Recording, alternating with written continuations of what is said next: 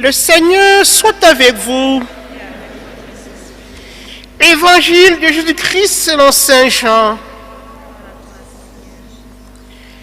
Jésus se manifesta encore aux disciples sur le bord du lac de Tibériade, et voici comment.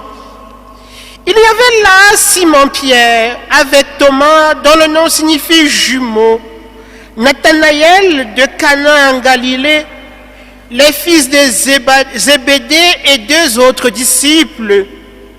Simon-Pierre leur dit: « Je m'en vais à la pêche. » Ils lui répondent: « Nous allons avec toi. » Il partit et montait dans la barque. Or, il passait la nuit sans rien prendre. Au lever du jour, Jésus était là sur le rivage, mais les disciples ne savaient pas que c'était lui. Jésus les appelle. « Les enfants, auriez-vous un peu de poisson ?»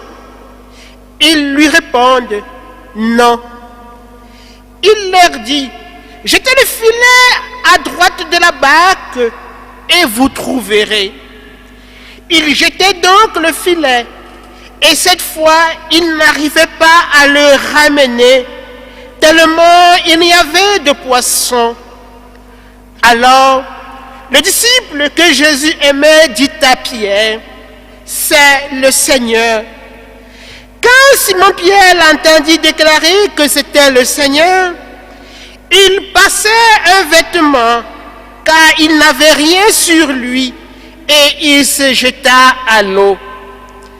Les autres disciples arrivent en barque, tirant le filet plein de poissons. La terre n'était qu'à 100 de mètres.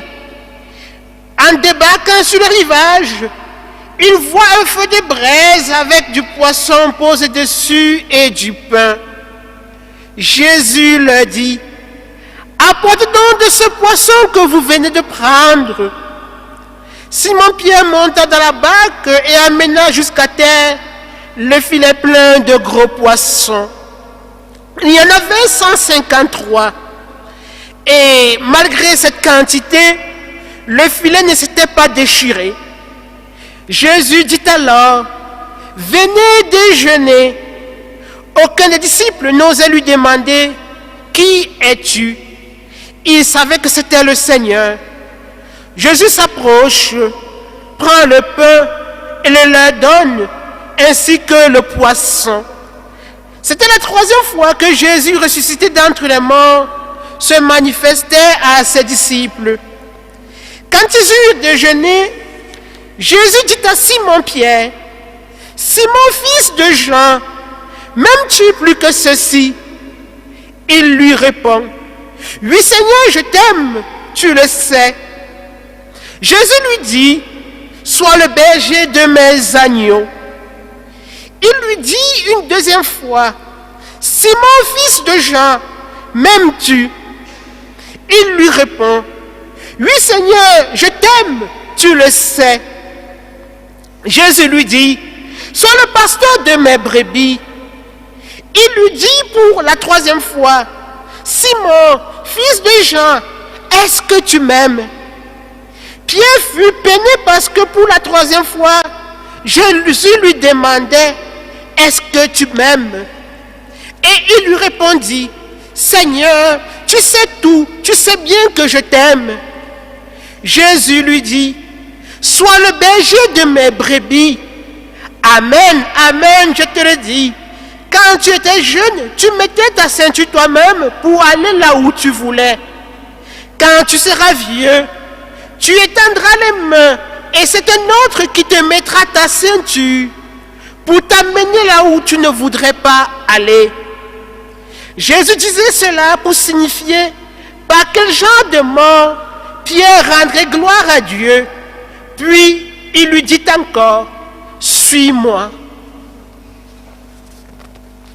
Acclamons la parole de Dieu.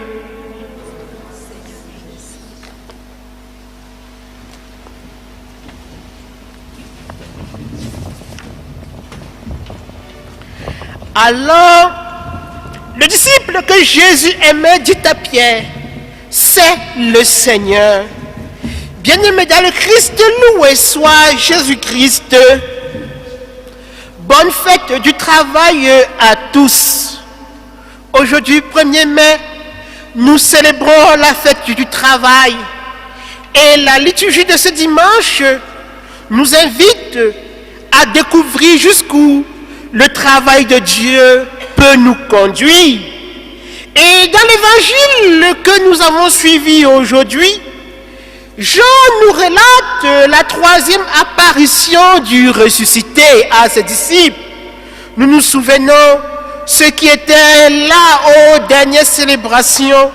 Jésus est apparu 2 fois déjà aux disciples, la première fois aux 11 et la deuxième fois aux 12 avec la présence de Thomas. Et cette fois-ci, il n'apparaît plus dans cette case, dans cette maison close où ils s'étaient retirés par peur à cause des Juifs qui pouvaient finir avec eux comme ils ont fini avec leur maître. Cette fois-ci, Jésus leur apparaît dans un lieu qui ne leur est pas étranger, dans un lieu on aurait dit, de leur première rencontre. On se souvient de la première rencontre de Jésus-Christ avec ses disciples, avec Pierre. Pierre et ses frères étaient en train de pêcher et au cours de cette pêche qui fut miraculeuse, ils ont vu un homme qui, lorsqu'ils étaient déjà pratiquement découragés après une nuit de pêche, leur demande de repartir au large et finalement, en repartant au large, ils ont ramené beaucoup de poissons.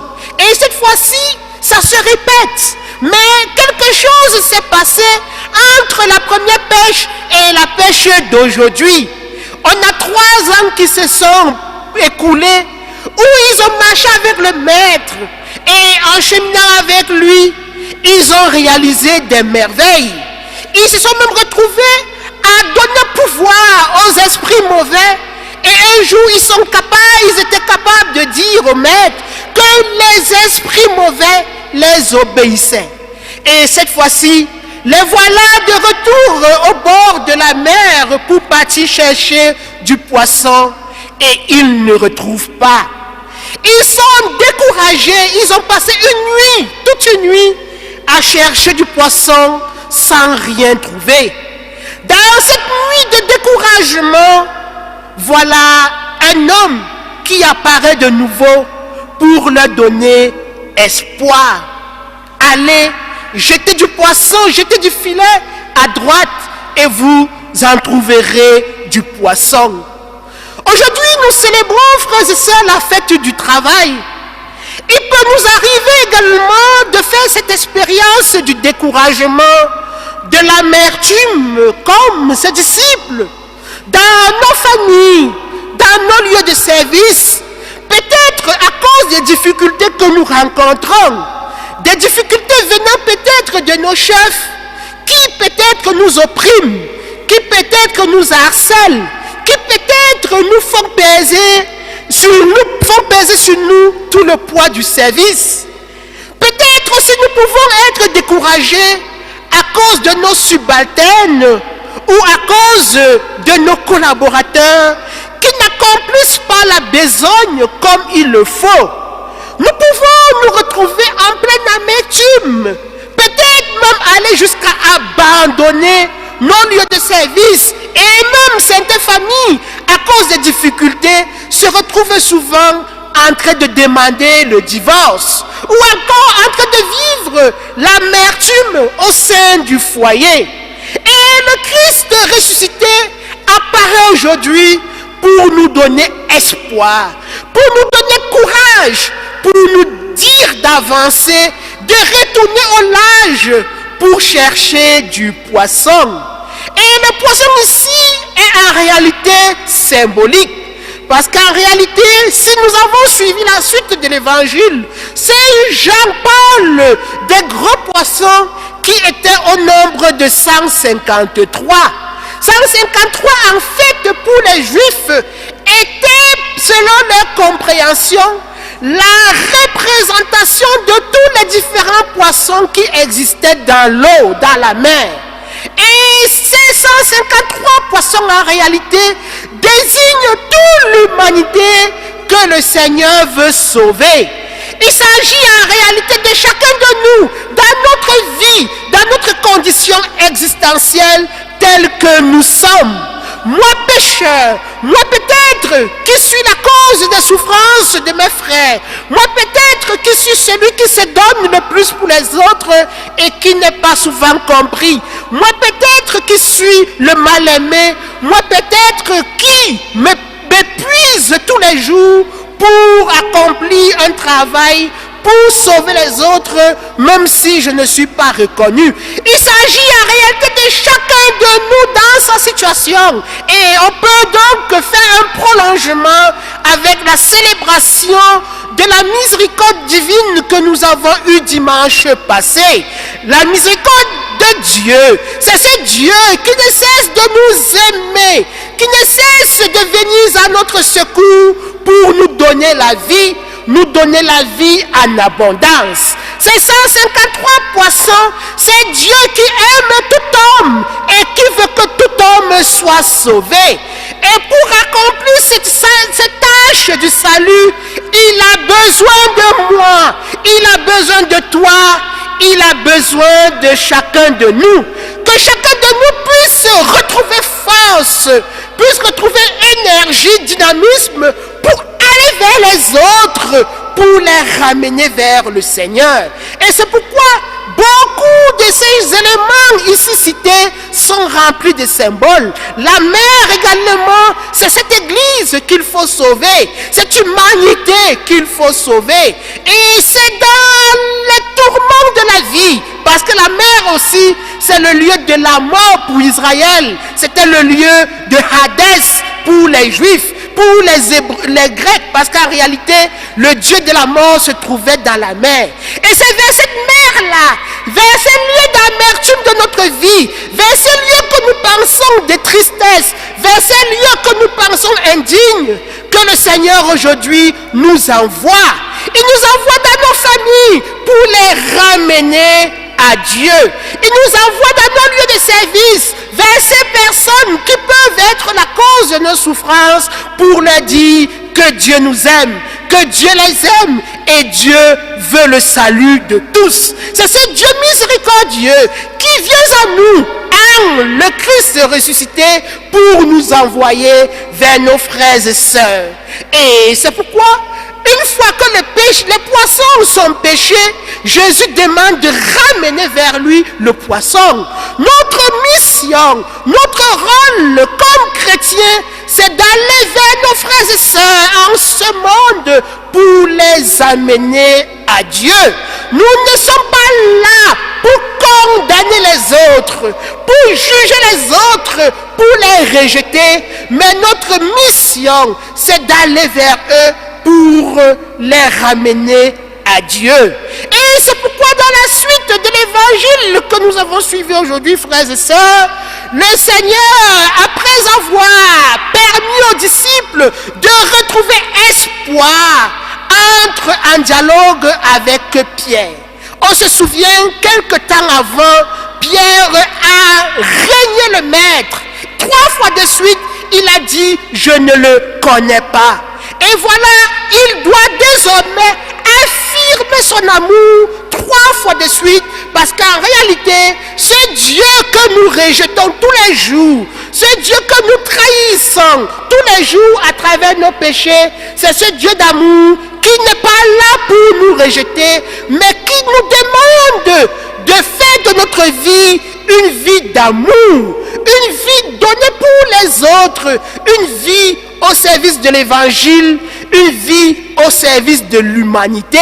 Et c'est pourquoi Pierre reçoit la mission, non plus seulement de pêcher les hommes. À la première pêche miraculeuse, dès le commencement de la vie apostolique, Jésus appelait Pierre à pêcher les hommes. Cette fois-ci, il l'appelle à être le pasteur. Et qui est le pasteur?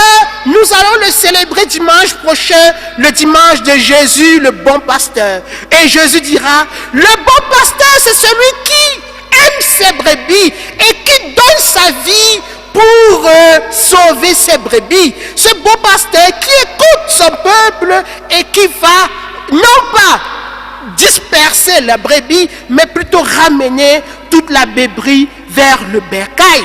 Et c'est la mission que nous aussi aujourd'hui nous recevons avec ce Christ ressuscité qui est là dans notre vie de tous les jours.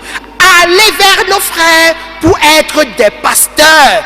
Aller vers nos frères pour leur montrer le chemin qui conduit à Dieu. Et c'est pourquoi Pierre est appelé à confirmer sa foi, à dire son amour à Dieu. Et c'est cet amour qui va lui donner la force de pouvoir voir ce que les autres ne voient pas. Et c'est ce que Saint Jean, le disciple bien-aimé, fait dans cet évangile que nous avons suivi. Parce qu'il est rempli d'amour. Il est capable de dire aux autres, c'est le Seigneur. Et frères et sœurs, en réalité, l'amour nous ouvre toujours. L'amour nous rend sensibles à ce qui se passe autour de nous. L'amour nous appelle à faire toujours davantage, à nous donner toujours plus pour le bien des frères et des sœurs. Et c'est cet amour qui va animer les premiers apôtres que nous avons vu dans la première lecture de ce dimanche.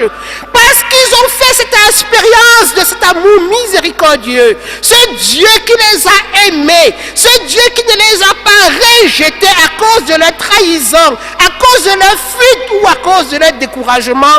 Ils sont maintenant capables de dire aux hommes, de dire aux grands prêtres que ce que nous avons accompli, tous ces signes que nous faisons, tous ces miracles que nous réalisons, c'est au nom de Jésus le ressuscité. Et parce qu'il est ressuscité et que nous en sommes témoins de sa résurrection, notre mission est de l'annoncer. Et parce que nous sommes appelés à l'annoncer, rien ni personne ne peut nous décourager. Et c'est pourquoi ils acceptent joyeusement de souffrir au nom du Seigneur et de continuer à annoncer la mission jusqu'au don de leur propre vie, jusqu'au don de soi. Et c'est vers là que le Seigneur nous appelle aujourd'hui, être un signe d'amour pour nos frères, jusqu'à nous donner totalement, jusqu'à nous épuiser, comme cette bougie qui fond en s'allumant, en donnant la lumière, nous épuiser, nous dépenser pour le bien de nos frères et sœurs. Et lorsque nous aurons réussi cela, nous serons capables, comme ces personnes du ciel, d'entonner le cantique de l'agneau, comme nous avons suivi dans la deuxième lecture de ce jour, qui parle de ce chant de louange à l'agneau, à lui, l'agneau immolé. Il est digne de recevoir puissance et richesse, sagesse et force, honneur, gloire et bénédiction. Frères et sœurs, prions donc au cours de cette célébration eucharistique afin que le Seigneur nous accorde de faire l'expérience de sa résurrection, afin que lui, le ressuscité, nous sorte de nos tristesses, qu'il nous sorte de nos morts, qu'il nous sorte de nos amertumes quotidiennes pour resplendir de joie, resplendir d'amour, resplendir de splendeur, d'enthousiasme, pour annoncer sans cesse la bonne nouvelle à tous les hommes. Le Seigneur soit avec vous.